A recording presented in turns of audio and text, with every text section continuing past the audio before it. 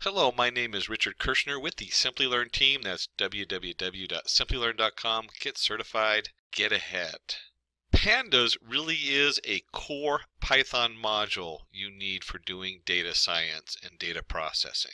There's so many other modules that come off of it. There actually sits kind of on NumPy, so if you've already had our NumPy array, hopefully you've already gone through the NumPy tutorial 1 and 2. So today we're going to cover what is Pandas. We'll discuss series. We'll discuss basic operations on series, and then we'll get into a data frame itself, basic operations on the data frame, file-related operations on a data frame, visualization, and then some practice examples. Roll up our sleeves and get some coding underneath there.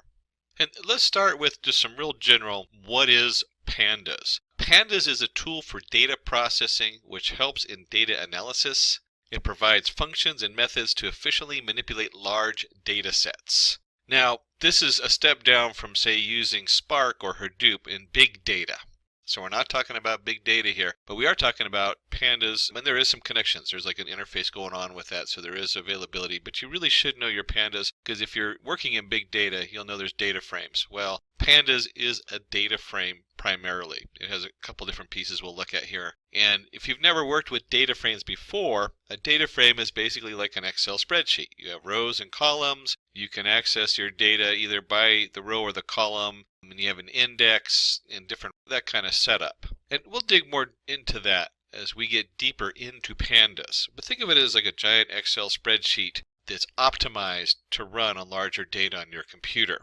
And then I said it that it's a data frame. So the data structures in Pandas are series, one-dimensional arrays, and then we have data frame, two-dimensional array. And it really centers around the data frame. The series just happens to be part of that data frame. And here's a closer look at a Pandas series. Series is a one-dimensional array with labels. It can contain any data type, including integers, strings, floats, Python objects, and more. So it's very diverse. If you remember from NumPy we studied, they had to be all uniform. Not in Pandas. In Pandas we can do a lot more. And Pandas actually kind of sits on NumPy, so you really need to know both of those if you haven't done the NumPy tutorials. And you can see here we have our index 1, 2, 3, 4, 5, and then our data A, B, C, D, and E. Very straightforward. It's just two columns, and we have a nice index label and a column label for the data. And then a data frame is a two-dimensional data structure with labels. We can use labels to locate data.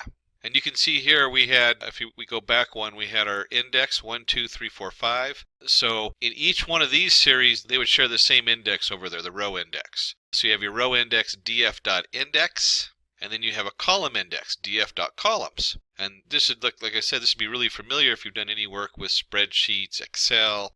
So it kind of resembles that. This does make it a lot easier to manipulate data and add columns, delete columns, move them around. Same thing with the rows, so you have a lot of control over all of this. Now, we're of course going to do this in our Jupyter notebook. You can use any of your Python editors, but I highly suggest if you haven't installed Jupyter and haven't worked with it, it is probably one of the best ways for easily displaying a project you're working on. I skip between a lot of different user interfaces or IDEs for editing my Python, and it's just simply jupyter.org, jupyter.org. And then I always let mine sit on Anaconda, anaconda.com. And just real quick, we'll open that up for you. Oops, offline mode. Don't show me that again.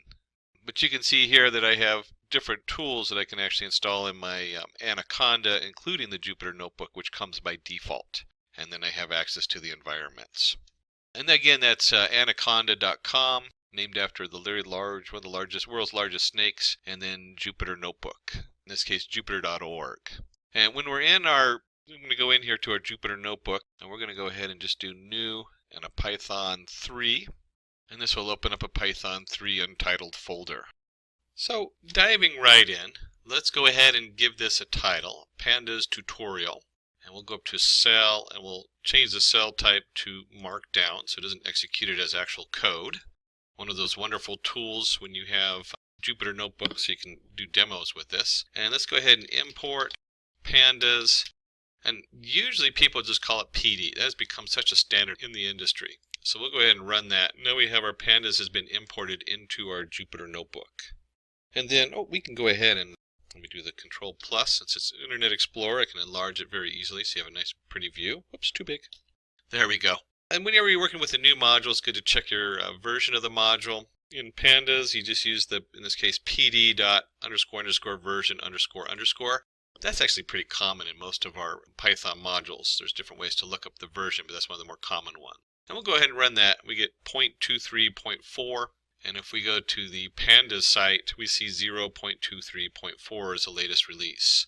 And of course, a reminder that if you're going to your environment, you need to install it. So you'll need to do pip install pandas if you're using the pip installer. We'll go and close out of that. And the first thing we want to do is we're going to work with series. A lot of the stuff you do in series you can then do on the whole data set. We need to do what? Create one. We need to manipulate it, take pieces of it, so query it, delete, so you can delete different parts of it. So we want to do all those things with the series. And we'll start with the series, and then almost all the code, in fact all the code does transfer right into the actual data table. So we go from a series of a single list of one column, and then we'll take that and we'll transfer that over to the whole table. And we'll start by creating, let's put a, there we go, creating a series from list. And let's just call this ARR equals, and we'll do 0, 1, 2, 3, 4. If you remember from our last one, we could easily do R equals range of 5, which would be 0 to 4. But we'll do R equals 0 to 4, and we'll call this S1, and we'll go PD, and series is capitalized. This one always throws me, is which letters do you capitalize on these modules? They're getting more and more uniform, but you got to watch that with Python. And we're just going to go ahead and do ARR. So we're just going to take this Python list and we're going to turn it into a series. And then because we're in Jupyter, we don't have to put the print statement. We can just put S1 and it'll print out this series for us. And let's go ahead and run that and take a look. And you'll see we have 2 rows of numbers. So the first one is the index. Now it automatically creates the index starting with 0 unless you tell it to do differently. So we get 0, index row 0 is 0, 1, 1, 2, 2, 3, 3, 4, 4. And because it's a series, it doesn't need a title for the column. There's only one column, so why title it? And this also lets you know that it's a data type of integer 64. So we print this out. This is our series, our basic series we've just created. And let's do a second series. PD, and we'll use the same data list. And let's go ahead and do order. We'll give it an order equals, let's do it this way. Let's go index equals order. And it helps if we actually give it an order. So we'll do order equals, and let's do 1, 2, 3, 4, 5. So instead of starting with 0, we're going to give it an order starting with 1. We're going to run that. And we'll go ahead and print it out down here, S2. And we'll see that we now have an index of 1, 2, 3, 4, 5, and that represents 0, 1, 2, 3, 4 in the series. And we're still data type integer 64. And very common as you're messing with NumPy arrays is we can import our NumPy as NP. Remember that from our NumPy tutorials. We can go ahead and create a NumPy out of random with the random numbers of 5. And let's just see what that n looks like, so we can see what our NumPy looks like. So we have some nice random float values here, 2.33, so on. And that's from our last tutorial, the NumPy tutorial 1 and 2. And instead of calling it order, let's call it index. And we're going to set our index equal to A, B, C, D, and E. I want to show you that the index doesn't have to be an integer, so it can be something very different here. And then let's go ahead and create our, we'll just use S2 again. And here's our NP for NumPy. Series, capital S, and N is our NP for NumPy. PD for pandas. There we go. Switching my anachronisms. So we have PD.series of N, and we want to do our index equals our index we just created. And then let's go ahead and see what that looks like. S2 is to print it, and let's run that. And we can see here we have a nice series going on. A, B, C, D, and E for our indexes. So instead of it being 0, 1, 2, 3, or 4, we can make this index whatever we want. And you can see the numbers here going down that we randomly generated from the NumPy array. So we used NumPy to create our Pandas series right here. And so continuing on with creating our series, this one I use so often. we create a series from a dictionary. So we have our dictionary. In this case, we went ahead and did A of 1, B is 2, C of 3, D 4, E of 5. So each one of those is a key and then a value.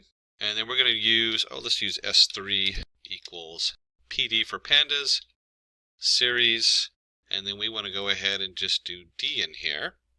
Print out S3 here, and let's go ahead and run this. And you can see we got A is 1, B is 2, C is 3, D is 4, E is 5. And it's still of integers 64 because the actual data is 1, 2, 3, 4, 5, and it's all integers 64, type 64.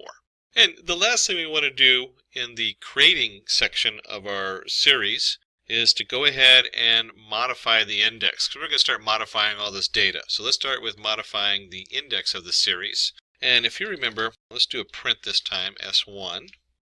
I'll go ahead and run this. And the reason I did print is because it only prints out the last variable. So if I put S1 up here and we're going to do another variable back down lower, it won't print the first one, just the last one. And we're going to go ahead and take S1, the index, and we're just going to set it equal to a new index. And obviously, the number of objects in our index has to equal the number of objects in our data. And then because it's the last variable, we can go ahead and just do an S1. And let's run that, and you can see how we went from 0 to 0, 0, 1, 2, 3, 4 as our index. We've now altered it to A, B, C, D, and E. So this would be much more readable, or might be representational of a larger database you're working with. So cool tools. We've covered creating a database based on a basic array, Python array. We've showed you how to do reset the index. Then we showed you how to use a NumPy array. So you can put a NumPy array in there. It's all the same, pd.series, a NumPy array, and then we can set the index on there. And the same thing with the dictionary. So it's very versatile how it pulls in data. And you can pull in data from different sources and different setups and create a new series very easily in the pandas. And then we looked on changing your index. So now we have a new index on here. And then we want to go ahead and do some selection. Let's do some basic slicing, most common thing you'll probably do on here. And we'll just do S1. This notation should start to look really familiar. Again, this is going to put an output, so it doesn't change S1. This just selects it. So we might do A equals S1 and then print A. And you'll see that it just looks at the first three, 0, 1, 2. And we can do the same thing by not having the A in there. I'll go ahead and take that out, but it's just a reminder that it's not actually changing S1. It's just viewing S1. So a simple slicing on here. And we can likewise do an append. Before we do append, let's just do a quick kind of fun one. We'll do to -1. And you'll see it covers everything but the E. Of course, you can do -2 on this side. So another way to select it is to go how far from the end. And likewise, we can do a 2 here, CDE to the end. So it starts at the second one. And another way we can do this is we can do a -2 over here. And that looks at just the last 2 in the slice. So you can see how easy it is to slice the data. And of course, there's no reason to do this, but you could select all of them if you wanted to view all of them on there. Oops, 32. There's not 32, so it's just going to show the first 3. There we go. And then we can also append. So I can take and, let's create another series and append one to it. And if you remember, we had S3. There's our S3. And we have our S1. We'll go ahead and do S1. And let's go ahead and do, let's call it S4 equals S1 append S3. So we're just going to combine those two into S4. And if we go ahead and print S4 on here, you'll now see that we have A, B, C, D, E, A, B, C, D, E, 0, 1, 2, 3, 1, 2, 3, 4, 5, because we started the data at 1. So very easy to append one series to the next. And if we're going to append one series to the next, we need to go ahead and drop or delete one. And drop is the key word for that. And let's just do E, or index E. And so if I run this, you'll see that it'll print it out, and A, B, C, D, there's no E. And remember, all these changes, if I type in S4 again, you'll see that S4 still has E in it. So this change does not affect the series unless you tell it to. So I'd have to do like S4 equals S4.drop E. And there's another way to do that, which we'll show you later on. Let me just cut this one out. There we go. All right, so we've covered all kinds of cool tools here. We have appending, we have slicing, We did all the creating stuff earlier. So you can see here on the setup how easy it is to manipulate the series. So next what we want to get into is we want to get into operations that happen on the series. So let me go ahead and change this cell to Markdown. There we go, and run that. So series operations, what can we do with the series? And let's start by creating a couple arrays. We'll call it array 1, and we'll do 0 through 7, and array 2, 6 through 6, 7, 8, 9, 5. I don't know why we threw the 5 on the end. Let's go ahead and run those so those load up into Jupyter. And we'll do this a little backwards. We're going to do S5 equals a Pandas series of array 2. So I'm doing this in reverse. And then when we do S5, you'll see that we have 0 to 4. It automatically assigned the index. 6, 7, 8, 9, 5 for our series. And let's go ahead and do the same, and we'll call this S6, and we'll set this equal to PD series for our first array. And if we do an S6 down here to print it out, we'll see something similar. I got 0 through 6, 0, 1, 2, 3, 4, 5, 7 for the data. So those are two series we just created, series 6, 5, and 6. And one of the first things we can do is we can add one series to the next. So I can do S5.add S6. And let's see what that generates. And just a quick thing, if you've never used Pandas, what do you think is going to happen with the fact that this only has 5 different values in it, and this one has 7 values? So let's see what that does. And we end up with 6, 8, 10, 12, 9, and it goes, oh, I can't add this. There's nothing there. So it gives us a null return. Very different than the NumPy that would have given you an error. This instead tells you there's no value here because we couldn't generate one. So we can easily add S5.add S6, and likewise we can do S5.sub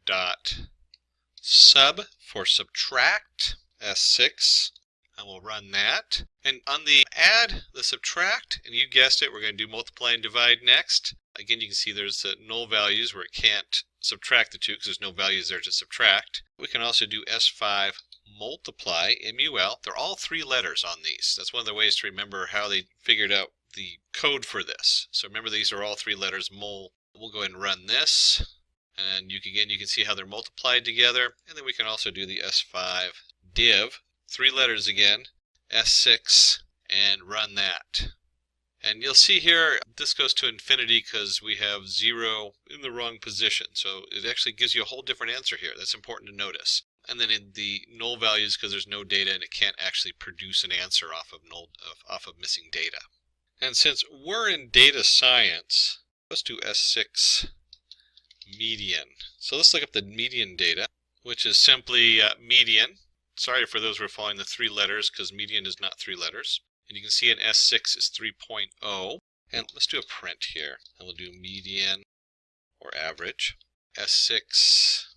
And let's print max, comma S6. And just like median, there's max value. And if we're going to have a max value, we should also have a minimum value. So let's pop in minimum. We'll go ahead and run this. And you're starting to see something that would be generated like, say, in R, where you're starting to get your different statistics. We have a median value of 3, max value of 7, and a minimum value of 0. And what it does when it hits these null values, if there is null values in there, because we could still do that, we could actually, you know what, let's go up here and do, let's pick this one where we multiplied. Let's go S7 equals, I'll go ahead and print the S7 just so I keep it nice and uniform, so I still have my S7 down there, and run it.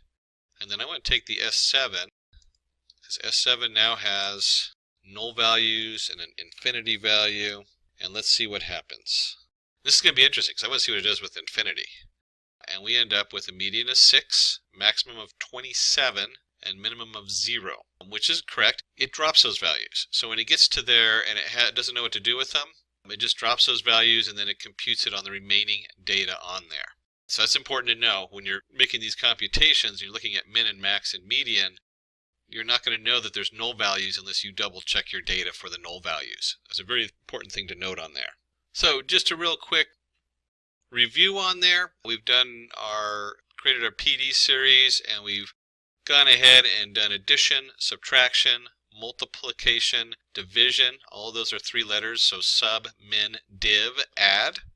And then we looked at median, maximum, and minimum. So we're going to go ahead and jump into the next big topic, which is to create a data frame. So now we're going to go from series, and we're going to create a number of series and bundle them together to make a data frame. There we go, cell type, markdown. And we go ahead and run that. So we have a nice title on there. It's always good to have a good title. All right, so our first data frame, we'll jump in with some stuff that looks a little complicated, but we'll break it down. First, I'm going to create some dates. And you know what? Let's just go ahead and do this. I want you to see what that looks like, what I'm creating here. I've created a series of dates, PD date range, and we're going to use these for the index. Okay, so when you look at this, you'll see that it's just, basically it comes out kind of like a basic Python list or a NumPy array, however you want to look at it, with our different dates going down. And we've generated 6 of them. And it's going to have whatever time it is right now on the thing for the date, for the time. That's that time stamp right there. And then you'll see we have 11/19, 2008, 11/20, 11/19, and looking into the future there. So that's all this is generating a series of dates that we're going to use as our index. And this is a pandas command, so we have a date range, which is nice. That's one of the tools hidden in there in the pandas that you can use. And next we're going to use NumPy to go ahead and generate some random numbers. In this case we'll do the np.random.random in 6, 4. You can look at this as rows and columns as we move it into the pandas. And of course you could reshape this if you had those backwards on your data. But we want the 6 to match the rows, and we have 6 periods, so our indexes should match along with the rows on there. And then, you know, before we do the next one, let's go ahead and just print out our NumPy array so you can see what that looks like. Here we have it, 1, 2, 3, 4 by 1, 2, 3, 4, 5, 6. 4 by 6. So it's a nice little setup on there. And since working with data frames can be very visual, let's give our columns, we have 4 columns, and we're going to give them names, A, B, C, and D. So now we have columns on there also. And then let's put this all together in a data frame, and we can actually, you know what, let's do this. Since I did it with everything else, let's go ahead and do columns. And you can see there's our columns on there. And we'll go ahead and do df1 equals pandas dot data frame. And note that the D and the F are capitalized. Series, it was just the S, and I always highlight this because you don't know how many times these things get retyped when you forget what's capitalized on there. It's a minor thing. You'll pick it up right away if you do a lot of it. And the first thing we want to do is we want to go ahead and take our NumPy array, because that's what we're going to create our data frame off of, is the NumPy array. And then we want our index equal to our dates. So there's our index in there. And then we also have columns equals columns. And then finally, let's see what that looks like. Now remember, we had all that different data that just looks like a jumble of data. We have our column names and everything else. Our NumPy array, kind of just a jumble array over there, 4 by 6. You could sort of read it. But look how nice this looks. I mean, this is, you come into a board meeting, you're working with your shareholders.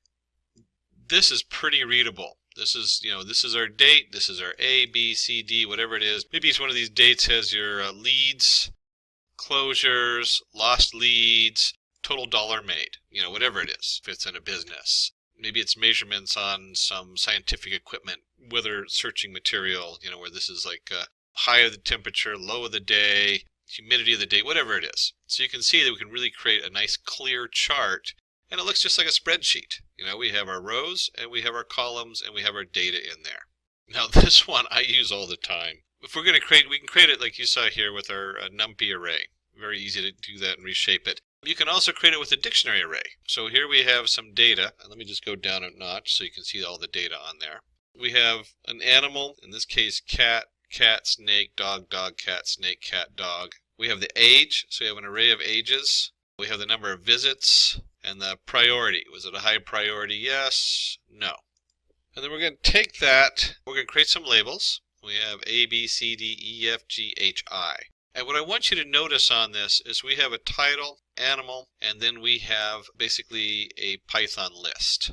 And these lists, they don't necessarily have to be equal because we can have non-data, you know, np.nan, NumPy array, null value. But we want to go ahead and create labels that are equal to the number in the list. So A, the first cat, B, the second cat, C, the snake, D, the dog, and so on.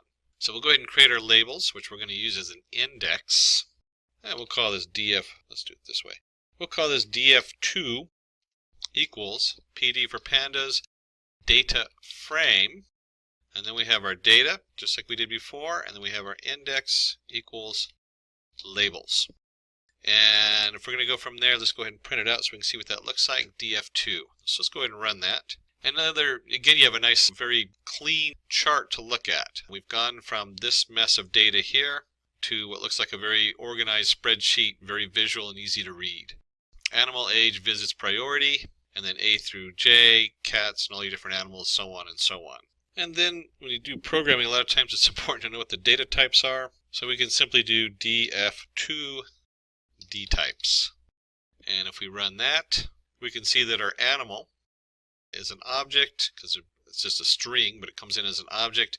Age is a float 64, integer 64, and then priority again is just an object. And exploring this one's very popular. Let's go df2 head, and if we print that out, the df2 head returns the first 5. And we can change this. You don't have to do 5. You might want to just look at the top 2. Maybe you want to look at, let's see, let's do 6. So maybe we want to look at just the top 6 in the database, in your data frame. And you can actually, this creates another data frame. So I could have a df3 equal to df2, and this now takes the df2 and just the first 6 values. So if we do df3, run, get the same answer. And if we do the head of the data, we can also do the tail. It's the same thing. df_tail, you can look at the last, we'll just do the tail, which by default does 5, the last 5. And of course you can just look at the last 3 of those real quick just to see what's at the end of the data. And this is, the tail, I love doing the tail of 1 because I'll have like the index or something like that, and it will just show me the last, whatever the last entry was. Looking at stock values, and I might want to look at just the last 5 days of the stock values. I can do that with the data frame tail. And some other key things to look up are the index. So we can do df2.index. And I want you to notice that this isn't a call function. So if I put the brackets on the end, it'll give me an error because index is not callable. It's just an object in there. So we do df2.index. There's also columns. So we can go ahead and let's print this. Remember, the first one's not going to show unless I print it, and then df2 columns. So now we can see that we have our indexes and we have our columns listed here, df2.columns, animal, age, visits, priority. It tells you what kind of object it is, or what kind of data type it is, and they're both object. And then finally df2.values. And again, there's no brackets on the end of df2.values. Because this is an actual object, it's not a callable function. So we'll go ahead and run that, and it just displays a nice array. A very easy way to convert this back to a NumPy array, basically. So before I go into the next section, let's just take a quick look at what we covered so far with the data frame. We came up here, we created our data frame. We did it from a NumPy array first, setting the columns and the index. The index setting it up is the same as when we set up the series, so that should look very familiar. So is the whole format, the NumPy array, the index dates, and the columns. And remember, in our NumPy array, we're looking at row, comma, column. So 6 rows, 4 columns is how that reads in the data frame. And we went ahead and also did that from a dictionary. In this case, animal was the column name with all the data underneath that column, and then age with that data, visits that data, priority that data. And then, of course, we added our labels in there for our index. So there's no difference in there, but it automatically pulled the column names. Important to know when you're dealing with a data frame and importing a data frame this way. And then we did looking up dtype. We looked at head and tail, looking at your data really quick. We also did index and columns and values. And note, these don't have the brackets on the end. So the next thing we want to do is go ahead, since we're dealing with data science, is we want to go ahead and describe the data. So we have df2.describe to do that, and we're going to manipulate it in just a minute, but let's just see what this generates. And you can see right here we have age and visits. So looking at our data from up above, let me just go all the way up here. Animal, age, visits, priority. And it does a nice job generating your age versus visits, which has all the data. You have your count, your means, your standard deviation, your minimum value, 25% are in this group, 50%, 75%, and your maximum value. So this will look familiar as a data science setup with your describe for a quick look at your data frame data. So let's start manipulating this data frame, moving stuff around, and we'll start with transposing. And it is simply capital T for transpose. And when we run that, it flips the columns and the indexes. So now the indexes are all column names and the columns are all indexes, animal, age, visits, priority. So if we had come in here with our data shaped wrong, up above where we had a 4x6, we can quickly just swap it if we had it backwards. Not a big deal. And we can also sort our data, something that you can't deal, which is more difficult to do with a lot of other packages. In the data frame, it's really easy to do. Take our data frame df2, and we're going to sort underscore values by equals age. And so when we run this, you'll see the default is ascending. So we have 0.52, 2.53, and everything else is organized. So if you look at your indexes, they've been moved around because each index, it moves the whole row, not just the one piece of data is not being sorted. So a very quick way to sort by age our different data in the data frame. And in addition to sorting it, we can also slice the data frame. So I could do df2, and this should look familiar from earlier. We'll just do 1 to 3. So we're going to pull out, oops, it does help if I use a df instead of just d. And we're going to pull up just between 1 and 3. So we have not 0, which is A, but we have B, which is 2, or B, which is 1, and C, which is 2. So 1, 2, and then it does not include 3, which is the standard in Python. And we can even do something like this. We can combine them, which is always fun, because remember this returns a data frame. So if I take df2 dot sort values, and we'll do by equals age. This is just kind of fun. And then I'm going to slice it. There we go. Double check my typing and run it. And now you should see FA, because FA are now 1 and 2 on there. So you can very quickly create a whole string on here which narrows it, that you can sort it, then slice it, and do all kinds of fun things with your data frame. We'll just go back to the original one. Run. There we go. And if we can slice it by row, we can also query the data frame. So we can do df2. And this is a little different because I'm going to create an array within an array. And in this case, we're going to look at, let's do age, comma, visits.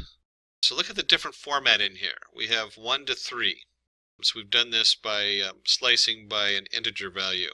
And then on here, I've done df2 age, comma, visits in an array. And when I run this, you can see that we get just these 2 columns on here. We get age and visits. So it's a quick way to select just 2 columns or select number of columns you're working with.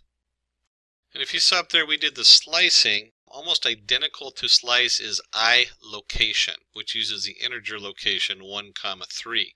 There's a push in Pandas to move to this particular setup instead of doing just a regular slice. And that's because this can be confusing when we slice 1 to 3 and then we select age and visits. So there is a push to go ahead and move to an iLocation, which does the same thing. You can see here BC, it's the same as up above. There's also a copy command, so we can do df3 equals df2 copy. We're just going to create a straight copy of it. And of course, if we do df3, it'll be the same as a df2 on there. So df3 equals df2.copy. And then let's do df3.isNull. So we're looking for null values.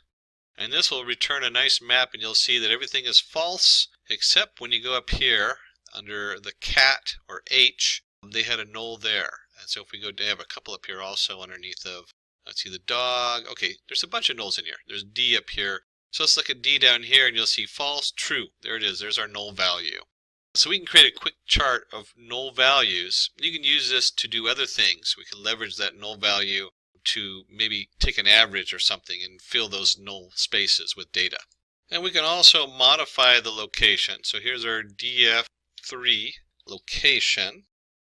And notice this is location, not iLocation. iLocation has I for integer. Location uses the, in this case, the variables on the left. And what we can do on here, and we'll go ahead and just set this equal to 1.5, and then let's pick a spot. Let's go back up here where we had, let's do F age is, let's see, what was we looking at? Oh, here we go. Let's do F and age. And up here, F is set to age of 2.0. And we find out that that's incorrect data, so we go ahead and switch to df3 equal, and then we go ahead and print out our df3. And if we go to F and age, it is now 1.5. So we're just changing the value in the df3. And this is changing the actual data frame. Remember, a lot of our stuff we do a slice, and like it returns another data frame. This changes the actual data frame and that value in the data frame. So we've covered location, and iLocation is null. Making a copy, here's our iLocation, which is equivalent of a slice, and also selecting columns. So now we want to just take a little detour here, and let's look at df3 means. And this is kind of nice because you can do this. You can either do this you can select a single column here, by the way. You can just add the column selection right here like we did before. So we could have age. Look up the mean, that just creates a series. If I run that, there's our age. But if I take that out, instead of selecting it, we can do the whole setup, and it has age and visits. So why doesn't it have priority or animal? Well, those are not integers, so it's really hard. They're non-numerical values. So what is the average? I guess you could do a histogram, which probably we'll look at that later on. But the only two things we can really look at is age and visits, and we have the average or the mean on the age is 3.375, and the mean on visits is 1.9. And let's do df3 visits. We'll go ahead and steal the visits again. And you remember all those different functions we looked at for a series? Well, we can do those here. We can do the sum. So if we run that, we'll see that these sum up to 19. We could also look up minimum. If you remember that from before, the minimum is 1. Max. So all that functionality is here. I'll just go back to summing it up and adding it all together. So real quick, we've shown you how to take the series operations and put them into the data frame. And then we can actually, this is an interesting one, we can just do df3 sum, run, and you'll see the different summations on there. It just combines them. I like the way it just combines the strings on there for priority and animal. We've looked at is null. We've also looked at copying along with the different slices which we talked about earlier. So let's talk about strings. Let's dive into the string setup on there. And let's go ahead and create a string series. String equals PD series. And we just put it right in there. We have A, C, D, A, B, A, C, A. Popped in a null value. Cow and owl. I don't know why they picked cow and owl in the background. Someone must like those animals. And of course we can just do string. If we run that, you'll see, leave the R out, we'll get an error. But if we put it in there, you'll see that we have a simple series. 0A, 1C, 2D. And it automatically indexes it 0 to 8. And then we can go string dot lower. So when we're talking about our data frame, in this case, or our data series string, in this case, we use the string function str, and we're going to make it lower. And if we go ahead and put the brackets on there, and you'll see that we've gone from capital A, capital C, so on to ABC, and baka, CBA, cow, owl, they were all lowercase already. And of course, if you want to go lower, you can also do upper. And we'll go ahead and run that. And you can see we now have ACD, AAA, baka. Everything's capitalized except for the null value, which is still null. Alright, so we looked at a few basic string. You can see that string functions upper and lower. We're going to jump into a very important topic. I'm even going to give it its own header on here because it's such an important topic. What do you do with missing values? Panda has some great tools for that, so we'll dive into those. We'll work with df4, and if you remember the df copy from above, we're just going to make a copy of df3. And let's just take a quick look at the data we're working with. Oops, df3, forgot the 3 on there. There we go. So here we have our cats, snakes, and dogs. Hopefully not all in the same container, because that would be just probably mean to all of them. So we made a copy. We're going to be working with df4. And the reason we made a copy is we want to go ahead and fill the data. And we just simply do fill NA, and then we're going to give it the value we want to put in there. We'll give it the value 4. So I can run in here, and you'll see now that df4 now has where the NA was, it's filled with the value of 4. Same thing down here. A lot of times we'll compute the mean first. So I might do a mean age equals df4, and then we want to go ahead and do age. and dot mean. And then I'll do something like this, df4. I only want to select the age, and I want to fill that with the mean age. And I run in there, and you'll see that our df4 age now has the means in there. Just a quick way of showing you how you can combine these. Let me go back to our original one. There we go. And run that. And keeping with good practices, df5 equals df3.copy. And then we'll print our df5, which should be the original one. And then on the df5, we can now drop our missing data. I'm going to simply drop NA, and we're going to use how equals any. So I'm going to drop any row that has missing data in it. And you'll see we had D here with missing data and H. And then let's go ahead and see what df5 looks like when we do that. There we go. And there it is. D is gone and so is H. So we create a new data frame off of this, missing those values. Now, if you have a lot of data, dropping values is a good way to take care of it because you don't miss some data. If you have not a whole lot of data, you're working with like the iris data set or something like that, or something small, you want to start trying to find a way to fill that data in so you don't lose your computational power of the data you got. So just a quick look at processing null values or missing values. You can fill them, usually with the means. Some people use medium or the mode. There's different ways you can fill it. One way is means. And we can also just drop those rows. Those are the two main things we do with missing data. Here we go. We're going to cover next. I so love data frames for this. File operations. It saved me so much time because they have so many different tools for bringing data in and saving data. So when we're looking at the data frame file operations, it's really streamlined. I don't know how many times I'll go on to different data downloads and they'll have Panda download standard on there just because it's so widely used. So let's start with the most common file is a CSV. So we have df3 to CSV or animal. And let me just show you the folders going into. Right now I have some untitled and a few things in here, but nothing labeled animal. So we go ahead and run this. And this has now saved the animal to my hard drive. And you can now see the animal folder up here. And if I, let's do edit with a notepad. Oh, let's open it up with just a regular notepad. There we go. Or WordPad. If I open that up, you can see it's comma separated. Our titles, they don't have an index on the categories on the top. And the index, comma, and then all the different data is separated by commas. Standard CSV file on there. And if we're going to send it to CSV, and notice the format is .to_CSV, and it's just the name of the file we're sending it to. You can also put the complete path. By default, it's going to go whatever the active directory this program's running on. That's why those other folders are in there. So we have our df3 to CSV, and then if we're going to put it in there, we want to also get it back out. And we'll call this one df_animal equals pd read_CSV. I always have to remember it's to_CSV and read_CSV. I always want to do like a capital in there and not the underscore. We're going in here again, it's the active directory. So if I now do print out my df animal, and let's just do the head. We only want to look at the first three lines. So if I go ahead and run this, we'll see the first three lines and they should match up here what we saved to our CSV. So very easy to save and import from our CSV files on here. And it turns out df3 also has a to Excel. They actually have a lot of different formats, but old school Excel was real popular for so long, still is. We can go ahead and save it as animal.xlsx.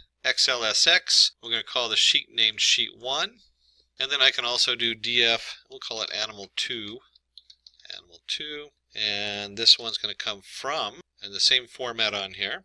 There we go. So we still have our animal XLSX, the sheet 1, that's where it's coming from. Index columns equals none. So we're going to suppress the indexing on the columns. NA values, and it'll just assign it's 0 on up on your indexes. So if it says index columns equals none, that's what it does. And then we've added null values because there's null values in here, and we want to just make sure that they're marked as NA. And we'll go ahead and just print out the animal2, there we go. And let's run that. Let's make this, no, let's just do the whole thing. So we'll go ahead and run that. And it probably doesn't help that I completely forgot the read. So animal2 equals pd.read Excel. There we go, Excel. So now we go ahead and run it. And what we expect is happening here. We have the same data frame on here. And if I flick back to my folder, you can now see that we have the animal. One of these is in Excel and one of these is a CSV on here.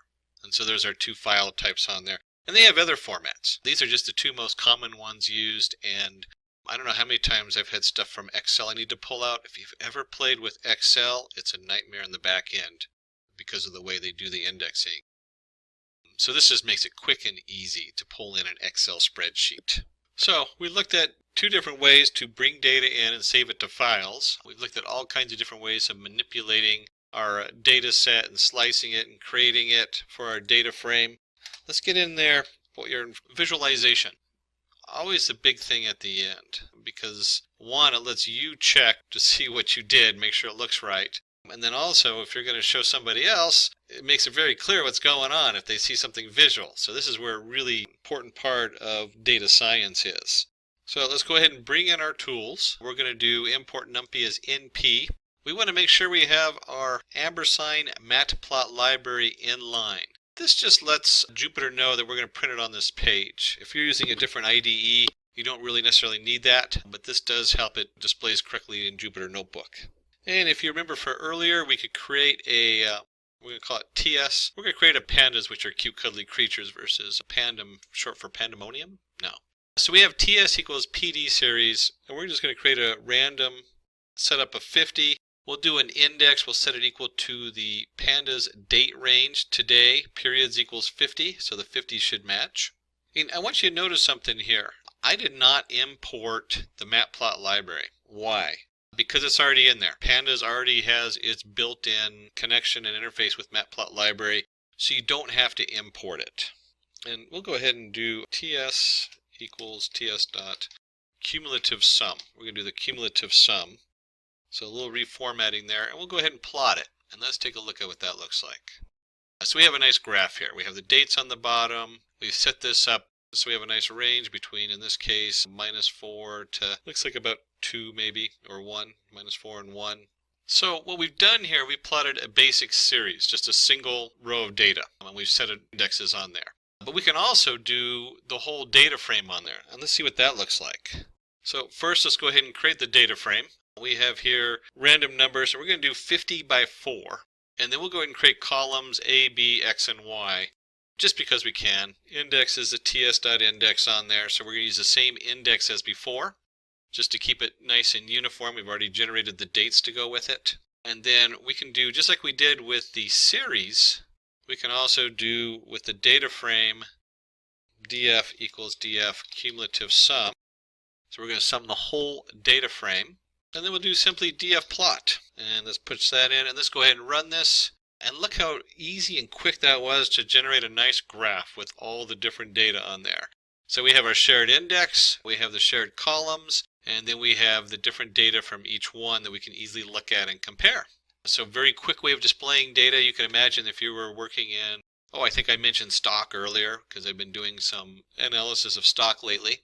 So you'd have your date down here, and then you would have stock A, stock B, stock XY, whatever it is. And you can put them all on one chart and see how what they look like next to each other. And this isn't too far off from what some of those graphs look like, and this is just randomly generated. So stock has a lot of randomness in it, which is one of the reasons I actually play with it for doing some of my models on, for testing them out. Now, there are a lot of features in Pandas. So we're going to show you one more thing on here. There's some of the things, like I didn't go too deep. We looked at the top two for importing data from a CSV and from an Excel spreadsheet. Showed you how to quickly plot the data. There's more settings in there you can do. We're going to do one more thing down here, and this is kind of a fun one. Change this to a markdown and run that. So how would you remove repeated data using Pandas? And this is where you have a data set that comes in, and maybe it's feeding from one location, and instead of noting that it's repeated the date, like, let's go back to stocks. That's a good visual. We have the stocks from the 23rd. And it adds another row, and it's the same row. It's importing the 23rd again and again. So now you have that data repeated 3 times, and you need to go back and figure out how to get rid of it. How do you track that down? So let's start by creating a quick database, or data frame. Not a database. I keep saying database. It's a data frame. And we'll just make this data frame using our dictionary going in. This data frame only has one data series in it, which is fine. So if we do df to print it out, you'll see A1, 2, 2, 2, 2, 4, 4, 4, 5, 6, 7, and so on. And so how would you remove that? Well, there is a neat feature in data frames called shift, along with another feature that lets us select just certain information. And we'll go with the location function. Put that in brackets. Remember that from above, location. And then in the location, let me just spread this out a little bit so it's real easy to read. In fact, I'm going to go upscale on that since we're doing a little bit more complicated here. What you can see on the location is I have dfa.shift. So this is going to shift up 1 by default. You can actually change this to 2 or 3. You can even do a -1 and it shifts the other way. But it's going to shift up by 1 by default. And it's going to say if that does not equal df of a, then we want that. And if you look down here, we had 1, 2, 2, 2, 2, 2. When we run this logic on here and we do the shift, it now gets rid of all the duplicates. So we went from 1, 2, 2, 2, 2, 4, 4, 5, whatever it was. Here it is, 1, 2, 2, 2, 4, 4, 4, 5, 5, 5, 6, 6, 6, to 1, 2, 4, 5, 6, 7, 8. And you'll see on the index, it just deletes them out of there so the index stays the same. Obviously, you don't want the dates to change if you're working with an index data setup. So it just deletes those duplicates out of there. This is just a quick way to introduce you to, 1, the fact that you can add logic gates into here. And 2, the iLocation allows you to use shift. So there's the shift function, and then the iLocation selects that based on true or false. Wow, so we've actually covered a lot today in Pandas. We've really covered into the basics of selecting your different series out of your column, out of your data frame, how to index rows, how to slice, how to plot. Hopefully you'll take this beyond that and start combining these different things, and you can create long strings and really explore your data, generate some nice graphs. If you're in Jupyter Notebook, it's a great demo to show others. And I didn't know this about Jupyter Notebook. You can do this in Jupyter Notebook, and then you can download. And I never really look too closely at all the downloads. But you can download it as an HTML and post it to your blog. So it's got a neat feature in there. But any of this is a really powerful tool. All of this is really powerful tools for doing your data science. If getting your learning started is half the battle, what if you could do that for free? Visit SkillUp by Simplilearn. Click on the link in the description to know more. Today we're going to study the Matplotlib and the Python code. So what's in it for you? What is Matplotlib? Types of plots, plotting graphs and subgraphs, adding a graph inside a graph, graph parameters, title, label, legend, line graphs, line types, color and transparency, canvas, grid and axis range, 2D plots, scatter, step, bar, fill between, radar chart, histogram, contour image, 3D surface image, and then we'll hit a practice example pie chart. So let's start with what is Matplotlib. Matplotlib is an open source drawing library which supports rich drawing types. It is used to draw 2D and 3D graphics. And there are so many packages in the Matplotlib, we're going to cover the basics. And there are so many packages that sit on top of the Matplotlib that we can't even cover them all today. But we'll hit the main ones so that you have a good understanding of what the Matplotlib is and what the basics can do. You can understand your data easily by visualizing it with the help of Matplotlib. You can generate plots, histograms, bar charts, and many other charts with just a few lines of code. And here we have some basic types of plots that you can see here that we'll go into. We have the bar chart, the histogram. Boy, I use a lot of histograms in my stuff. A scatter plot, line chart, pie chart, and area graph. Let's start plotting them. And to do this, I'm going to be using Jupyter Notebook. You can use any of your Python interfaces for programming or scripting and running it. Of course, we here really like the Jupyter Notebook for doing a lot of basic stuff because it's so visual. And in our Jupyter Notebook, which opens up in this case, I'm using Google Chrome, you can go up here to New, and we'll create a new Python 3 and set that up. If you're not familiar with Jupyter Notebook, we do have a tutorial that covers some of the basics of that. And you'll look at any of our tutorials, they usually cover a number of them showing how to set up Jupyter and Anaconda. I myself use Jupyter through Anaconda. In fact, let's go ahead and open that up and just take a look at that, see what that looks like. You can see your Anaconda Navigator. If you install it, it will automatically install the Jupyter Notebook. And that also installs a lot of other things. I know some people like the Qt console for doing Python or Spider. I've never used them. I actually use Notepad++ as one of my editors. And then I use the Jupyter Notebook a lot because it's so easy to have a visual while I'm programming. An even simple script in Python, I'll take it from the Jupyter Notebook and then do a save as. You can always go under File, and you can download as a Python program. So that will download it as an actual Python versus the IPython that this saves it as. So let's go ahead and dive in and see what we got going here. And let's go ahead and put Matplotlib tutorial. And I'm going to turn this cell into a markdown so it doesn't actually run it. You can see it has a nice little title there. That's all Jupyter Notebook. And then from Matplotlib, let's import PyLab. Put that back one. And then let's go ahead and just print. We'll go PyLab and the version. Let's go ahead and run this. So we're going to import our PyLab module from the Matplotlib. And we find out that we're in version 1.15.1. Always important to note the version you're in. Probably I was reading an article that said the number one thing that Python programmers struggle with is remembering what version they're working in and making sure that they're going from one platform to the other with the same version. And if we're going to graph things, I think we need some data to graph. So we're going to import NumPy as NP. Now, if you're not familiar with NumPy, definitely go back and check out our NumPy tutorial. There's so many different things you can do with it, dealing with reshaping the data and creating the data. We're just going to use it to create some data for us. And there is a lot of ways to create data, but we're going to use the np.linespace. So we're going to create a NumPy array. And the way you read this is we're going to create numbers between 0 and 10. And we're going to create 25 of these numbers. So we're just going to divide that equally up between 0 and 10. And if we have x coordinates, we should probably have some y coordinates. And we'll do something simple like x times x plus 2. And let's just take a look. We're going to print x and print y. Let me go ahead and run this. And let's see what we got going on here. So we have our x coordinates, which is 0, 0.4, 0.83, etc. And you can look at this as an xy plot. So where we have 0, we have 2. Where we have 0.416, we have 2.17. And just as a quick reminder, we're going to do print np array x comma y dot reshape 25 comma 2. And the reason I want to do this is I want to show you something here. A lot of times a program returns x comma y, and it's an array of x comma y, x comma y, x comma y.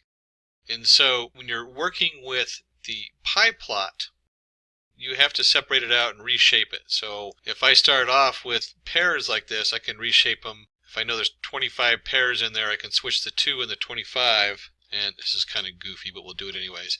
Reshape. So I'm going to reshape my 25 by 2 back to 2 by 25. And if I run that, you'll see I end up with the same output as the XY, the two different arrays in here. And this is important that we want X and Y separate. Again, that's all NumPy stuff, but it's important to understand that this is a format that Matplotlib works with. It works with an array of X's, and they should match your array of Y's. So each one has 25 different entities in it. And then for our basic plotting of this data, it only takes one command to draw a graph of this data.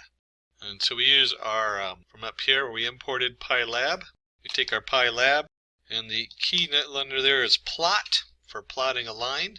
And then we want our x coordinates and our y coordinates. And we'll throw in R. And the R simply means red. So we're going to draw the line in red. Let me go ahead and run that. You can actually switch this around if you wanted to do different. There's B for blue. We have a lot of fun. Yellow. Hard to see yellow. There we go. But we'll go ahead and stick with red. Run. And when you're doing presentations with these, try to be consistent. You know, if the business and the shareholders send you a spreadsheet and they have losses in red, use red for losses in your graph. Try to be consistent. Use green for profit, for money. You don't have to necessarily use green, but it's whatever they're using, whatever the company's using. Try to mirror that. That way, people aren't going to be confused if you switch your data around and every time one graph has red for loss and one graph has blue for loss. It gets really confusing, so make sure you're consistent in your graphs and your coloring. And something to know, because we're going to cover this in a minute, this is your canvas size. So we have a canvas here, and what we're going to do next is we're going to look at subgraphs. Okay? So let's take our PyLab and create a subplot. And one of the things also to know when we're working with the Matplot library, I'm not setting, when I do this, this is my drawing canvas, the PyLab. So once I've imported the PyLab, I'm drawing my images on there. Very important to know. And with the subplot, we're going to give it some different values. And we're going to represent by rows, columns, and indexes. And let's do 1, 2, 1.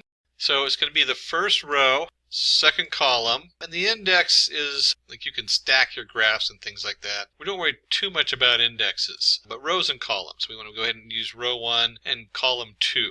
And if we're going to have one object, we should probably have two, but before we do that, we have to plot data onto the subplot. So the order is very important, and we'll go ahead and stick with our x comma y, and let's do this. We're going to add in a third parameter here. Remember we did red? We're going to add shorthand dash dash for dashed lines. So this plots the data into row 1, column 2. And if we're going to do that, let's do another one, pylab.subplot. And if we're going to do row 1, let's do column 2 and index 2. And this time we're going to add G for green, and this denotes a style. And if we're going to set up our PyLab subplot, there we go, PyLab, we got to go ahead and plot that. PyLab plot. And instead of XY, we want Y comma X. Whoops, I messed up. This is in the wrong spot. There we go. We'll move that down here real quick because that goes in the plot part. So the subplot tells it the row, column, and index, and the pyplot tells it what data. In this case, we switch them, and the color, and then the style shorthand. Now let's go ahead and run that. And you'll see it takes this canvas, splits it in two, and now we have two different graphs. And we have the red one with dashed lines, and we have the green one, which has the little stars going up. And if we take this, and let's just for fun, let's change this and run that with an index of 1. It puts them both on the same index. It also gives me a warning because it's a strange way of doing two subplots. It's depreciated. There's another way to do it. But most people just ignore that warning because it's not going to go away anytime soon. Now that's using the same setup. What happens if we do, instead of this, let's change the column on here and find out what happens. And if we do the column, it didn't really like that on the setup, it just disappears. So let's keep our column as 2, and let's change the row on the second one to 2, and run that. And you'll see again it kind of squishes everything together and causes some issues. So let's take the index. So they each need a unique index. And you can see here where I've made some changes. I said row 2, and look what happens when I change to column 2. So I now have row 2, column 2, index 2. It squished it up here, so you could put another graph underneath is what that does. And there's all kinds of different things. You really have to just play with these numbers till you get a handle on them, because you have to repeat it 164 times according to Cambridge University if it's completely new to you. And you can see right here where, there we go, 3, run. There we go. But you can see it takes a little bit sometimes to play with these and get the numbers right. Oops, I hit the wrong one, that's why. Let's go 3 there, run. There we go. Now it's overlapping, so I have this doubled over here on the right. For now, we'll just go ahead and leave this with the where we have column and row 2 and the two different indexes so they appear nice and neatly side by side. And then, as we just saw, as we were flashing through them, we can put them on top of each other. And let me just highlight that and copy it down here. Paste it down there. And here we have 1, 2, 1. And then we'll do 1, 2, 1 also for this one, and that puts the two subplots directly on top of each other. It gives us that warning, and you can see we now have two different sets of data graphed on top of each other. And you can also see how it did the indexes. Since one of them is from 0 to 10, that's the green one on the x-axis, and the other one is from 0 to 10 on the y-axis. So it took the greatest value of either one and then used those as a shared value. So let's next look at operator description. And we'll go ahead and turn this cell into a markdown and run that so it looks nice. So Fig, and you remember I talked about the canvas earlier. I briefly mentioned it. We're going to look a little bit more at the canvas later on. But that's what the figure is. Fig, we're going to add axes. So we're going to initialize a subplot, add the subplot, in rows, in columns, and all kinds of different things with this that you can do. Let's look at that code and see exactly what's going on. And I want you to notice that there's Fig, which is the actual canvas in the Matplotlib library. And AX is commonly used to refer to the subplots. So when we're creating subplots, you'll see AX equals PLT subplot. Earlier, we did the PyLab. So let's go ahead and import PyPlot from Matplotlib library.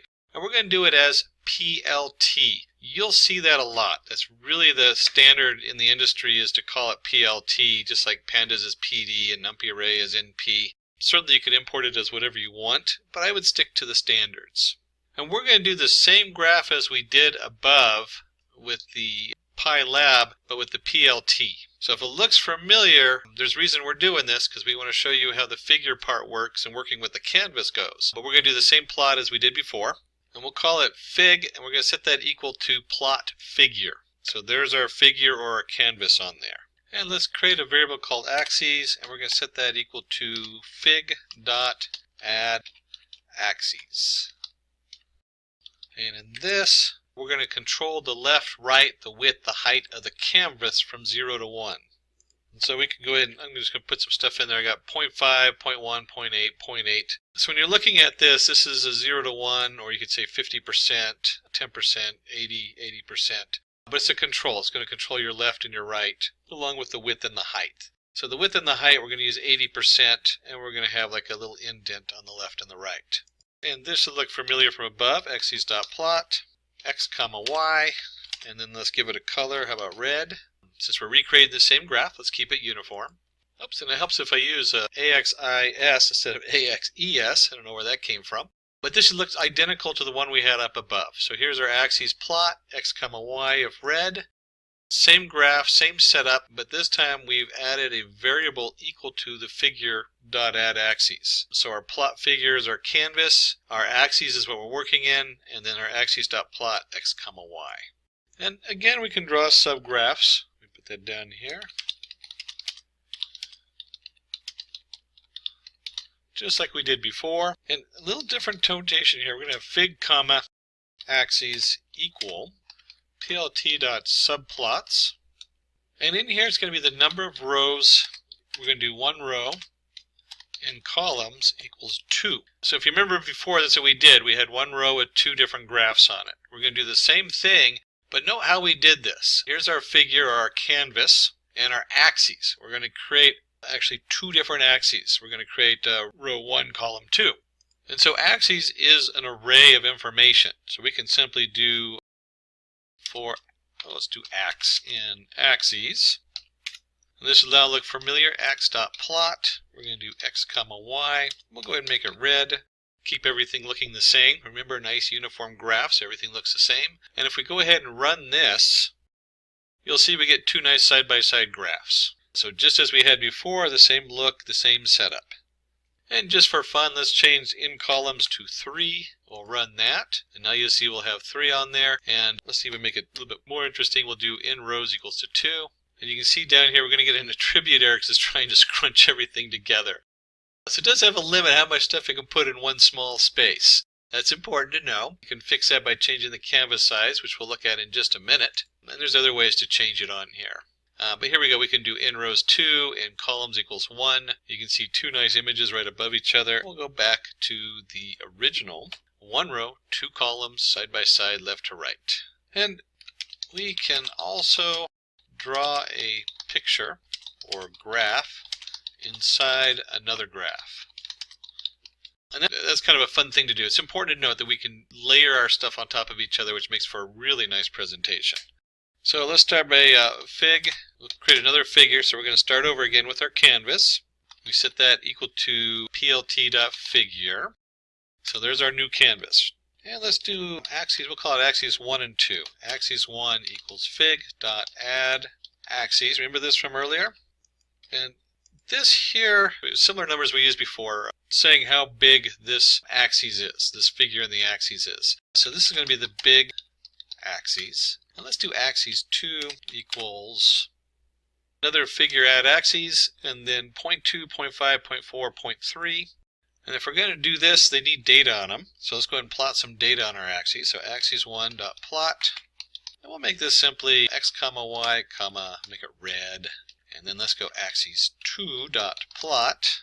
And let's reverse them. Y comma x comma green. There we go. Doing what I told you not to do. You shouldn't be swapping axes around and plotting your data in 5 different directions because it's confusing. But let's go ahead and run this and see what this looks like.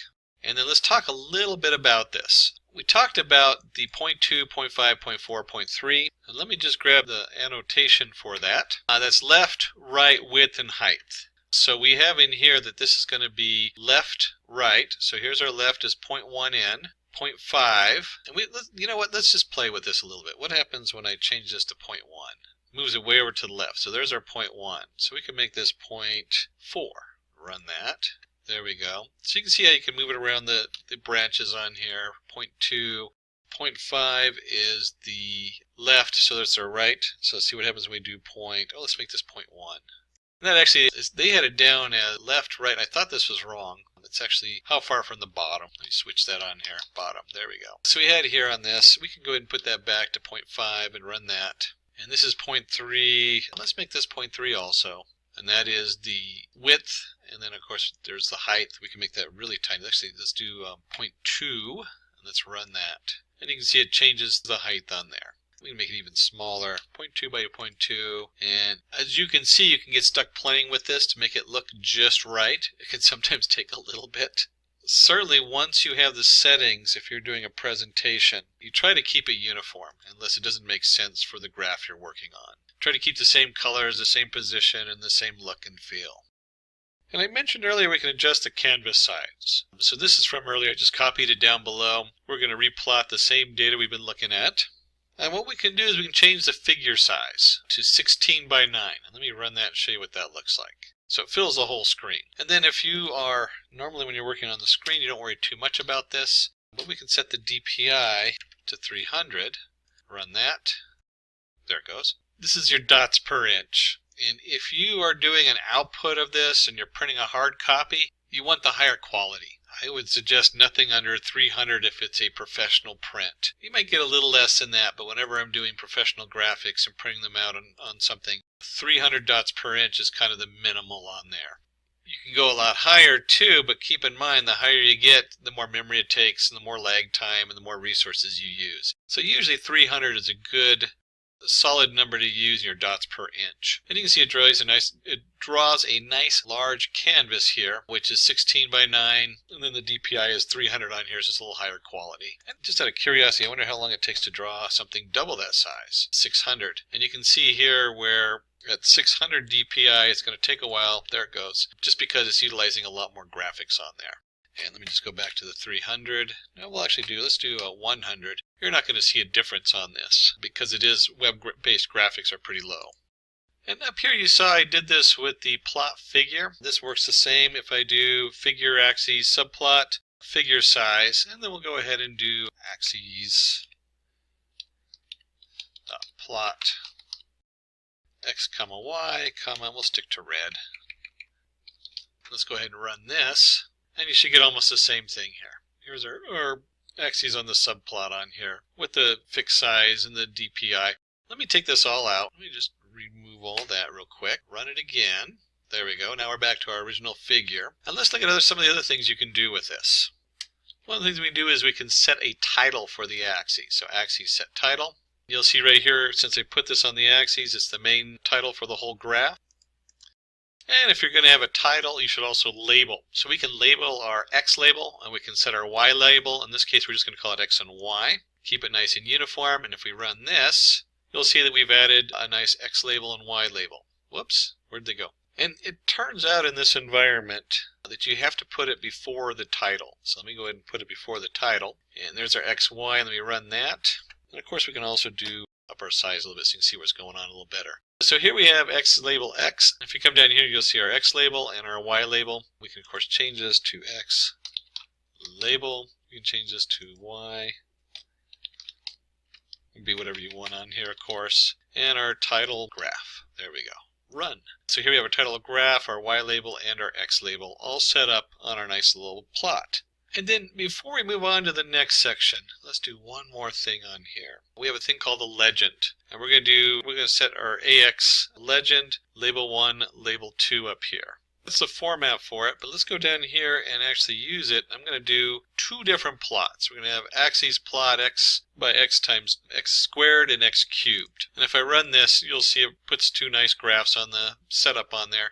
But it's nice to have a legend telling you what's going on. So for the legend, we can actually do axes, since we have the two plots, legend. And on here, we've created an array.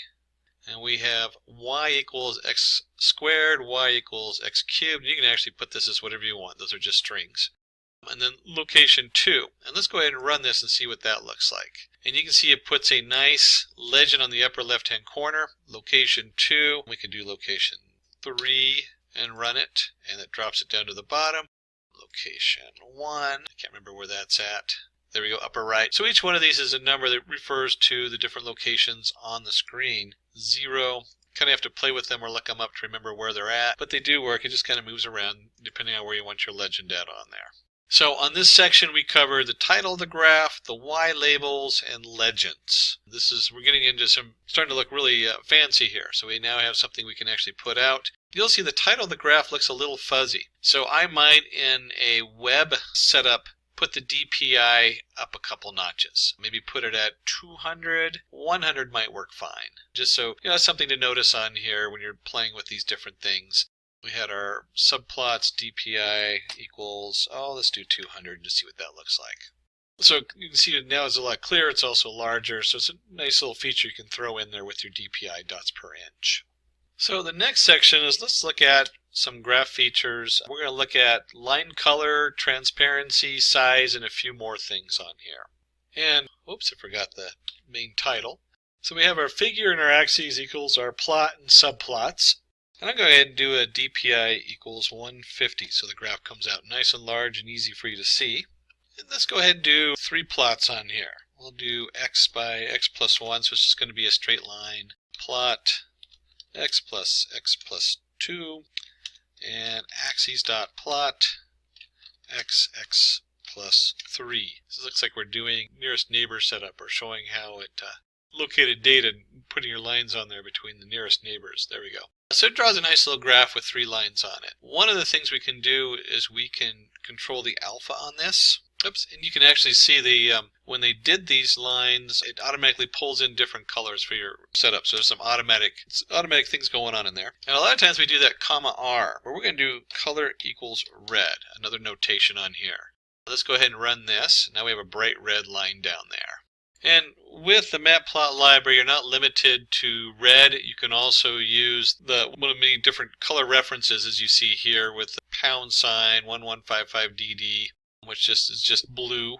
And we can do the same thing with another color on here, which turns out to be green. And I can just as easily do this. Green, blue, oops, there we go, blue, and run that. And you'll see here we have red, blue, and green. And what I want to do is I want to make this, we're going to set what's called the alpha on this. And we're going to set this equal to 0.5. So this is halfway see-through when I run this. And it's almost going to look pink because you can see through it. And let's change this just a little bit, just to make this kind of fun. Let's square it. There we go, run it. So now we have this nice square that comes up, and you can see when it crosses it, because I plotted these 2 lines after it and they have no alpha, the red is behind those lines, or in this case pink, because we did the alpha halfway through. So let's go ahead and do this. Alpha equals 0.5, and you know what? Instead of squaring it, let's take it to the 0.5 power. That'll be kind of interesting to see what that does. We'll just go to keep it squared. There we go.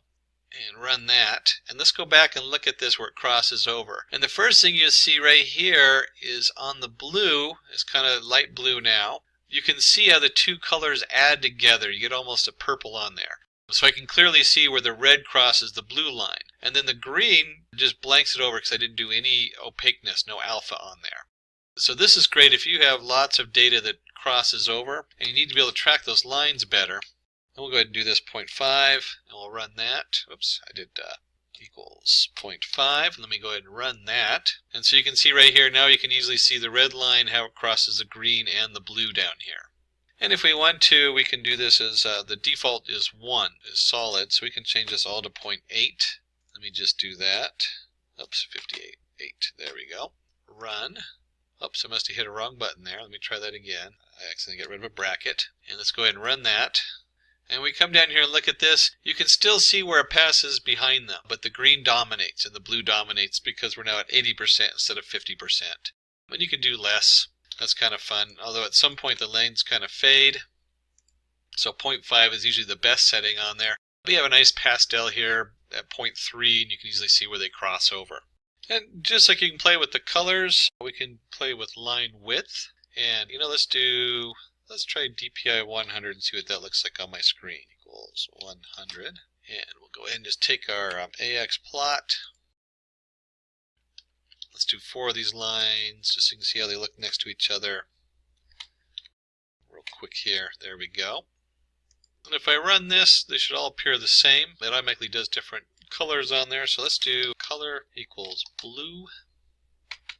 Forgot my quotation marks. There we go. And we'll go ahead and just make these all blue, just for purposes of being nice and uniform. And then what I want to do is I want to do the line width. Line width equals 0.25. And let's just copy and paste that down here. Let's do equals 1. About 1.5. And let's do just make this equal to 2. Let's see what that looks like. And when we do that, you can see it goes from a very thin line, a 0.5, a 1, or 1.5, and 2, which is twice the width of the 1. And if we're going to do different sizes, we had different colors, we had our alpha scheme. Let's take this whole thing here. Let's paste it down here and do another one. But instead of line width, let's look at styles. And something to note here, you can actually abbreviate this with LW. So line width can also be let's just do everything 0.2. And let's set up a line style. We'll do the first one dashes. And let me just paste that down here, so I'm not doing a lot of extra typing. There we go. Take this out. So we have our dashed. We can do a dash dot. Oops, let's do the dash dot here. And a colon here. There we go. And there's a lot of different options. We'll look at a few more as we go down for different ways of highlighting data. But when you look at this, we have everything as a line width of 2, and now we have a straight line, we have a dash line, or a dot dash, and a dot dot dot line. And then another thing we can add on here is we're going to do, here's our X plot, and we did X, let's do X plus 4, so it goes right on the top. We're going to do color black, line width 1.5, so it's a smaller line. And we're going to take the line and we're going to set dashes. So look how I've changed some of the notation here for my line and my ax plot. So I can set my line comma equal to ax plot, and then I can change the line settings this way. And when I run this, run that on here, you'll see the 5, 10, 15, 10 creates a series of dashes that are varied in length. In this case, they alternate between a short dash and a long dash. We can play with these numbers. Curiosity always has me what happens when you play with the numbers. Just to see what they look like, let's do this. Let's paste this down here. I'll do 2 of these just because they're kind of fun to play with. And let's change this from 10 to 3. And we're going to change this one from 15 to 4. And let's run that. And you can see the differences in the lines. Oops, a little bit confusing on there, because I forgot to change the lines are all on top of each other. So let me change that really quick here. And let's run that. And now you can see here's our original dash line alternating. When I change these numbers on the second one, the very end value to 3, you can see now we have dashes of 5. Let's see, I'm going to guess this is a dashes of 5, skip 10, dashes of 15, skip 3, and then it goes back to the beginning. Dashes, 5 dashes, skip 10, 15 dashes, skip 3. And of course the last one we just switched up a little bit. It looks a lot more uniform because I'm using 2 sets of 10. Or if I did something like this and changed it to 30, it really becomes pronounced as far as the distances between them. And instead of 4, let's put 30 here also. 30 by 30, there we go. Really pronounced on that one. And let's look at one more important group for plotting our data. And in this, here's our plot we started with the x plus 1, x plus 2, x plus 3, and did it in blue on this one, 3 or 4 different blue lines. And this property, we want to add the actual plots, so you can see where the plots are on the graph. And for that, we might have marker equals O. And if we run this, you'll see it puts a dot for each of these, and there's 25 dots because we have 25 x values. So we actually have 0, and each of the different values of x, y are then plotted here with the dots. And we don't want to just limit ourselves to dots. We can also do plus sign, that's another option. Dots is most common. I actually like the dots the best. If we do the plus sign, you can see it puts a nice crosshairs or plus sign on there. And we can do a marker. There's a number of different markers you can use. And I think this one was it. S is another one, which is a nice square. And that's actually a good one, S for square. O for period. Okay, that's just kind of weird. So you can see that probably on these markers, another one is number 1. So if you run that, you'll see we now have these little hatch marks. And let's just go with the O on this one. By the way, this works with square really nicely. Some of the stuff we're going to do here in just a second. Let's do marker size equals 2. And change that to 5 and run that. And you can see here it puts a nice little tiny dot versus this size dot here. And this is interesting because it said 2. I thought it would be bigger. But if you do 0.5, it gets even smaller. And let's just do 10 to see what that looks like. Run. That looks huge. So marker size, a lot of these are dependent on the DPI and the setups. There's things that switch around as far as the way the size shows up. You got to be a little careful when you change one setting, it can change all the other markers. And then let's take our square on here. And we had marker size, so we also have marker face. We'll set that equal to red. Of course, I may change so it's up 1 notch. We'll run that. Whoops, must have mistyped something on here. And I did. It's marker face color equals red. And so when I run that, you can now see I have the squares on there with the marker face color. Of course, we can mix and match these. Come down here and we'll make this, let's make this plus 7. And we'll make this size 15. Marker face color equals, and we'll do green, just because. There we go. Run. Very hard to actually see what's going on there. Still 25 dots. They kind of overlap. As you can see, they print them over each other. And of course, if we really wanted to make it look horrible, we could just make that really huge. Generally, though, you'd want something a little bit smaller and cuter. We'll just try doing it this way. There we go. That's too small to even see the face. So 4. You can start to see the face on there around 4. And maybe on 8. 8 might be a good number for this. There we go, 8. Again, that all just depends on what you're trying to show and display. So we've covered a lot of stuff here as far as our lines. We've covered opaque with our alpha setting on there. Give us some nice pastels. You can see how they overlap and how they cross over. We covered the line width, different size on there, different formats for the line itself. And these are all, you can combine all these. So you can have our line width equals 2, line style equals dash. You can bring this down here also to the markers. And then we added markers in, just standard circle, a plus sign, the square, a little tick, which uses a 1. Then we add a marker size and a marker color face, and we combine those. You see we get a nice different series of representations. We also briefly mentioned color, where you didn't have to use, like in here we used color black. Someplace up here, I'd have to find it, we use the actual number for the color, as opposed to, I changed them to red and blue. So you can get very precise on the color if you have a very specific color set that you need to match your website or whatever you're working on. All of those are tools in the Matplotlib library. So we have one more piece to formatting the graph, so we want to show you, and then we have 2 big sections. We're going to go over the different graphs that they have along with a challenge problem. So let's go in the last section we're going to look at is limits. We're going to limit our data. So this first part I'm just going to paste in there. We're going to create our subplots 1, 2. So 1 row, 2 columns. We're going to do a figure size of 10, 5. This should all look familiar now since we've done a number of them. And we're going to go ahead and plot, and this is an interesting notation you should notice here. Our axes 0, so 1 we've used, instead of, you can just iterate through them, but they're just an array, so it's an array of 0 is still the axes of the first axes out of 2. And we're going to plot x, x squared, x cubed, line width 2. So we're going to go ahead and just plot two graphs right on top of each other without doing multiple plots on here. And we'll set the grid equal to true on here. Let's go ahead and run that. And you can see here are two plots with the x value going across. And I'm going to do something similar. And by the way, so you can just, if you look at it, you can see the grid on there. That's all that is. Easier to spot the data going across. We're going to take the same data for axis 1. So we have our plot of x, x squared, x, and x cubed, line width 2. And this time we're going to take our axis 1 and do y limit. It's actually set underscore y limit. This is the y-axis. So it's going to be an array of two values. And we'll do 0, 60. I'm just making these numbers up. The guys in the back actually made them up. I'm just using their numbers. And we're going to set the x limit. And we'll set the x limit as, don't forget our brackets there, 2, 5. So it's the same data going in, but we're setting a limit on it. And let's go ahead and run that. And let's see what it comes out of. And here we have the y limit 0 to 60. So we're looking at just the lower part of this curve here up to here.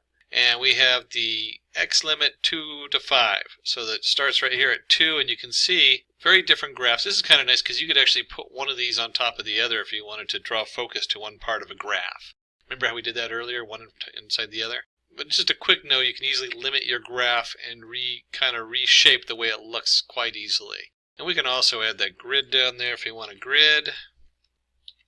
We'll run that and add the grid in there. Whoops, I guess you have to do the grid beforehand. Switch that. There we go. Sometimes the order on this is really important, so you may double check your order when you're printing these things out. It also helps if I change it to 1. So in this case it might not be the order. I wonder if it'll go back here as 1. There we go. So it doesn't matter the order on grid. But you can set the grid for easy viewing here. Nice setup on there. But you can see how we can limit the data. So let's start looking at some other 2D graphs and make this cell a markdown. So when we run it, it has a nice pretty title to it. And let's go ahead and create some data with an NP array. We'll do 0 to 5 on here. There we go. And let's look at 4 common graphs. We'll put them side by side. So we'll do a figure. Our axis equals plot, subplots, 1, 4 columns, and then figure size. Hopefully it'll fit nicely on here. It seems to do pretty good on here. And I'll go ahead and just run that since we're in there. Run. You'll see I have 4 blank plots on here. And we'll start with axes of 0. Let's set title. And we want this to be a scatter plot. A scatter plot just means it has a bunch of dots on it.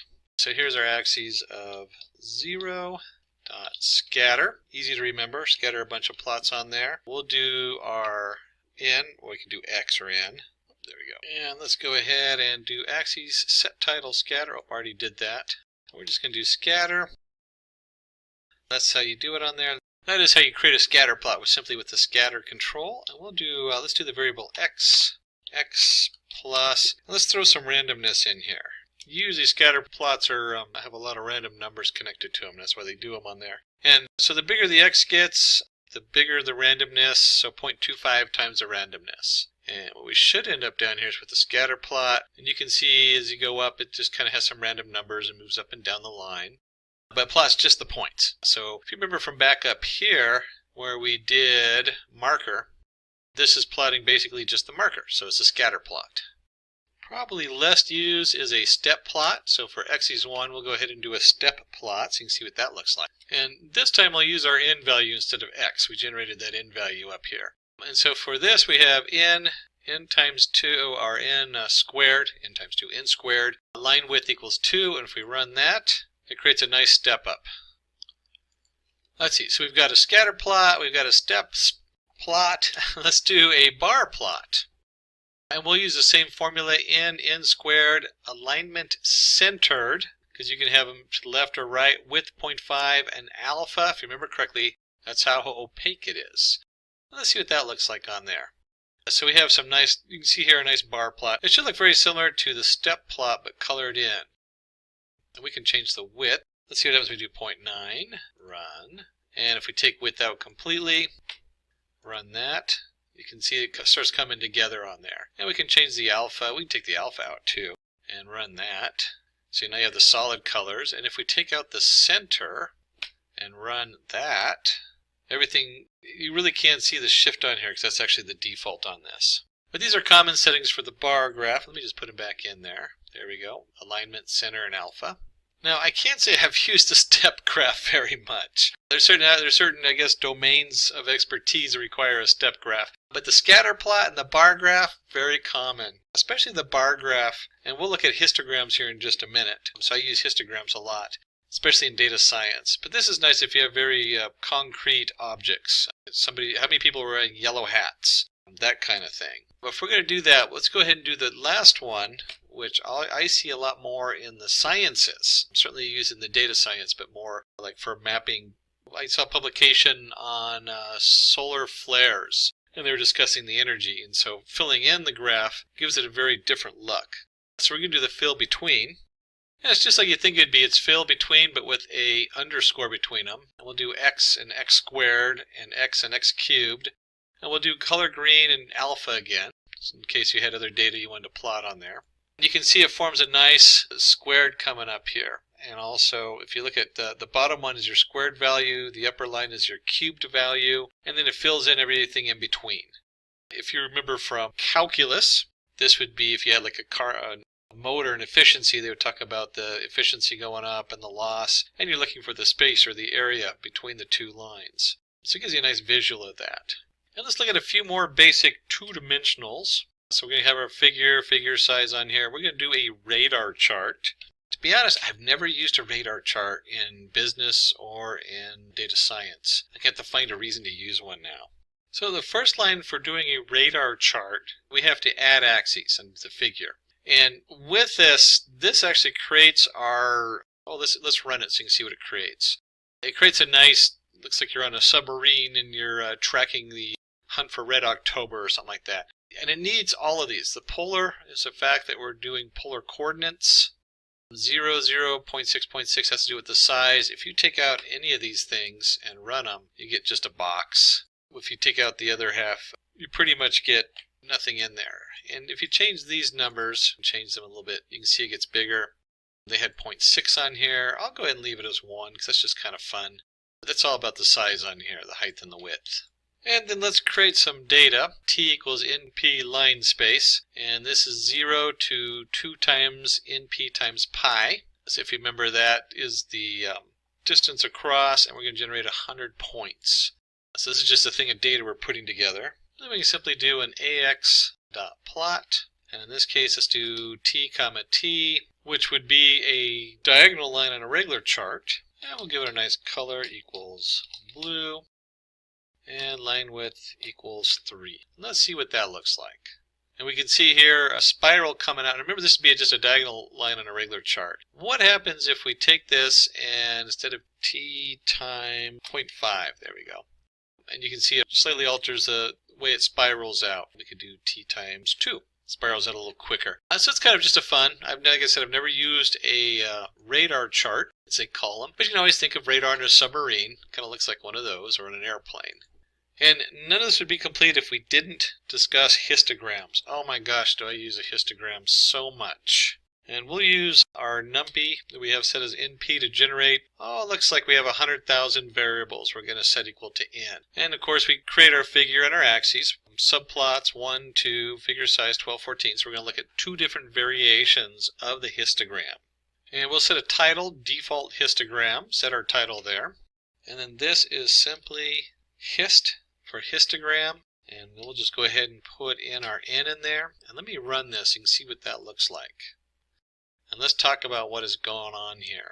So we generated an array here of data, 1,000 random arrays. It looks like they're mostly between -4 and 4. And then it adds up each one. It says 0, you have 35,000 that are 0. So that's what's most common on here. And we have 20,000 that are somewhere in this range right here between the -2 and, well, it looks like 1 and -2. And somewhere between 0 and 1, there's 30,000 numbers. So all this is saying is this is how common these variables are. And this will point you in so many directions when you're looking at data science to go ahead and run your histogram. So you should always have your histogram, and you can always put limits and all the other different things on your array, just like you did on the other graphs on there. And then we're going to do a cumulative detailed histogram. And all it is a histogram. Let me just do that.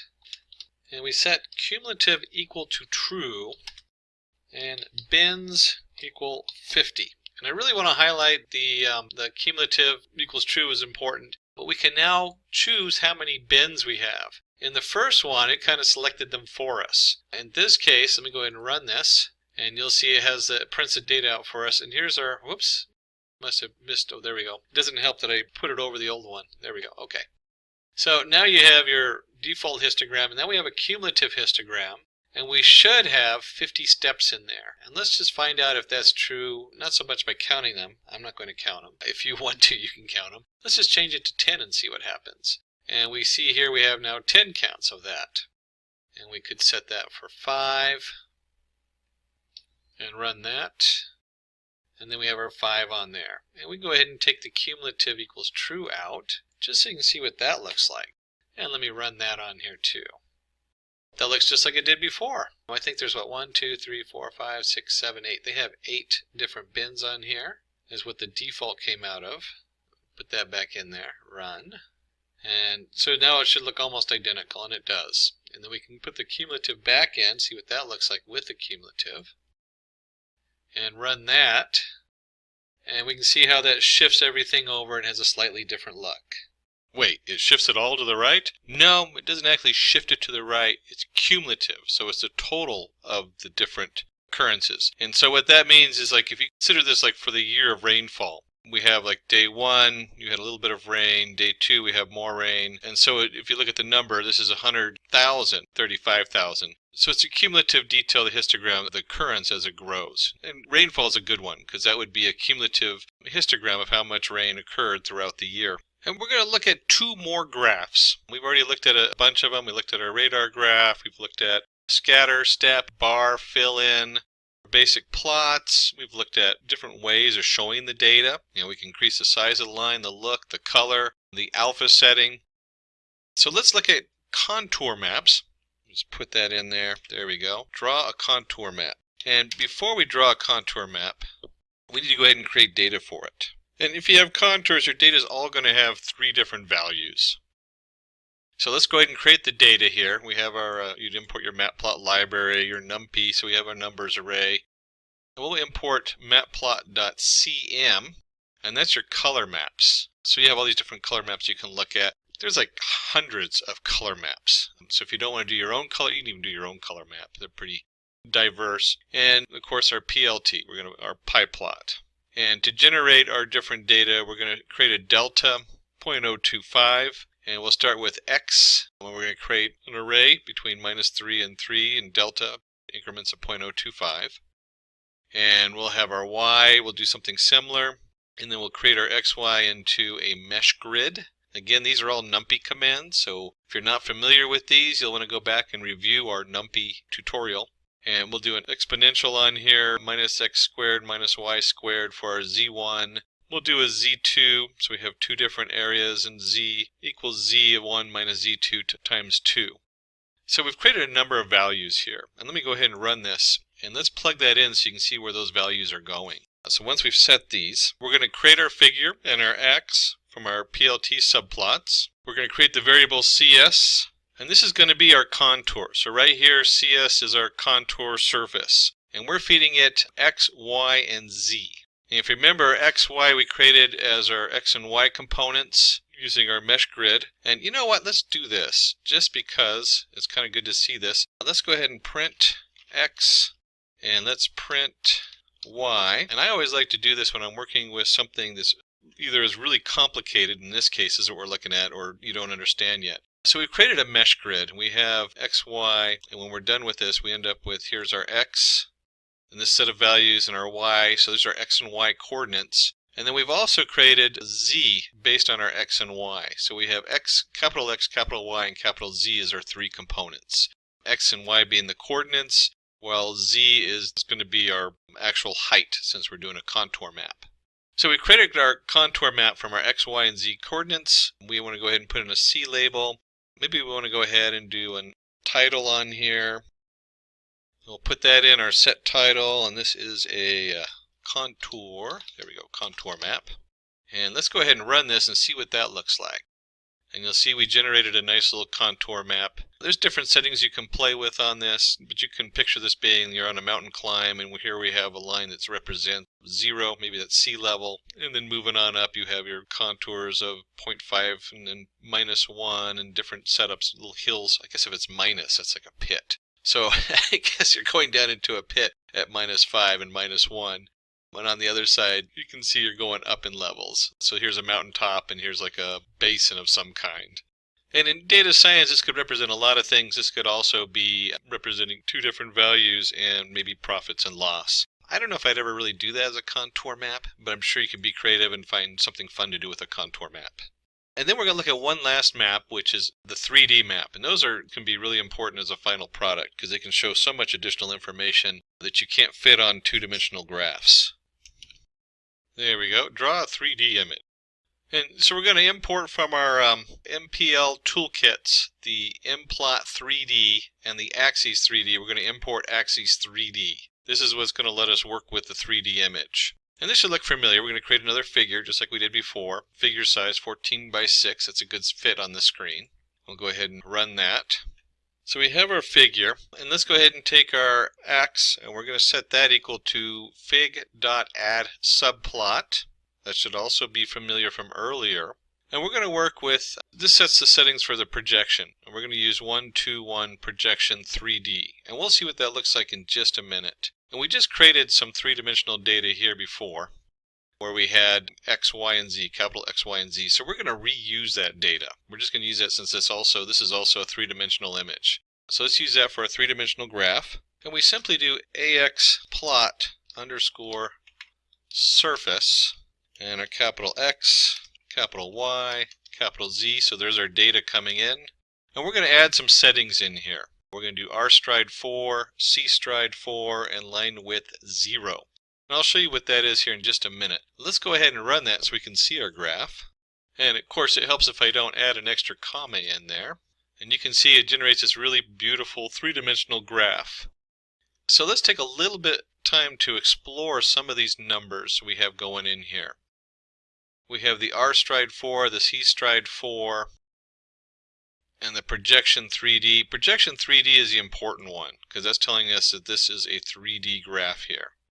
So what are these first numbers? 1, 2, 1.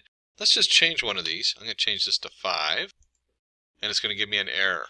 Let's change it to 1. And oops, that didn't work. Let's change this middle one to 3 instead. And you're going to see how it starts reshaping the size and how it fits on the screen. And we'll change the first one to 2. We'll run that one. And again, it's changed the dimensions and the size and how it fits on here. Play with these numbers till you get a nice look and feel for it. Part of it is the tilt and the angle. We'll do 7 on this one. There we go. You can see it really shifted it there. But again, that changes the size and how it fits on the canvas. But we'll leave it at the 1, 2.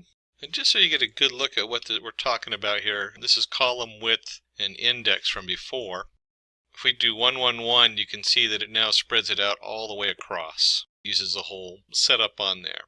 So this has to do with the size and how big you want it to be. Now, there's one term that we didn't cover in this yet, but we've used it throughout the whole setup.